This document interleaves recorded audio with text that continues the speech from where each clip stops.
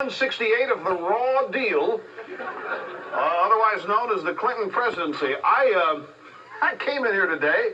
I guess this has been up there a while in back, but I haven't noticed it before.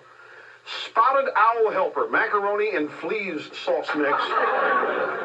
There we go. Take a. It says over Give a Hoot brand is. Anyway, let me put it back because I'm a tidy individual. Many of you would just leave it here for your wife to put up. And if you're not married, it would stay there for a long time. I'm going to, I know that from actual experience, so I'm going to put it back right where it is. I got to tell you, this is a big day on Rush Limbaugh, the television show. I would like to introduce you to our first major beverage sponsor on this program. Miller Beer joins the Rush Limbaugh program tonight.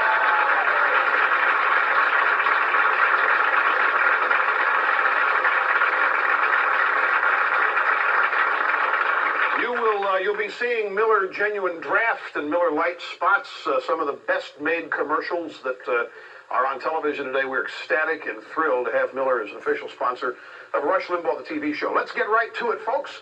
Over the weekend, massive protest. You can tell in our society there are a lot of people with nothing to do.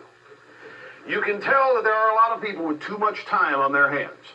There was a protest in Washington over the weekend, a protest of people, by people, who want more information about UFOs. This is Operation Right to Know. And there's a picture of these people. When I first saw this, I thought it was another gay rights march in D.C., and then I looked closer and found out that it could have been. But it wasn't. Now, I want to explain something to you. A lot of talk shows, especially talk shows who have guests, radio and TV, love to get people on the show that claim to know something about UFOs. The reason is that phones light up and everybody gets the impression that, man, we got viewers, we got listeners we've never had before. This UFO thing, it's really tight because people govern themselves by how many lights in that phone are ringing. And they think if they're all lighted, everybody in town's listening. And by the same token, if nobody's calling, nobody's listening. And that's not true. It's not the way to gauge it. We, on this program, on my radio show, have a strict rule. There are several types of calls that we will never accept. And number one on the list is UFO types. Now, the reason is that they're on every other show. And so we're trying to stake out new territory here. I don't, if it's true, so be it. And even if it is true, I still don't want UFO calls, and they're kind of like conspiracy theory calls, and let them. I mean, we've demonstrated over time that those topics do not generate big audiences. And the thing about UFOs, I don't know if you've ever noticed it or not, but every time a UFO lands in America, it's always in a swamp.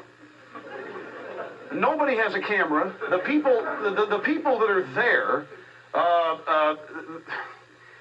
Billy Bob, Sandy Ray, the UFOs never land at MIT or UCLA or any of that kind. It's amazing. It's a phenomenon that I find extremely coincidental.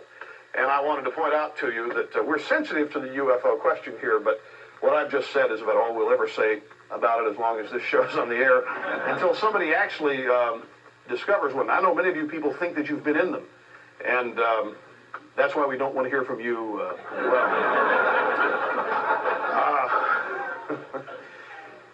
I want to take you back to the floor of the United States Senate.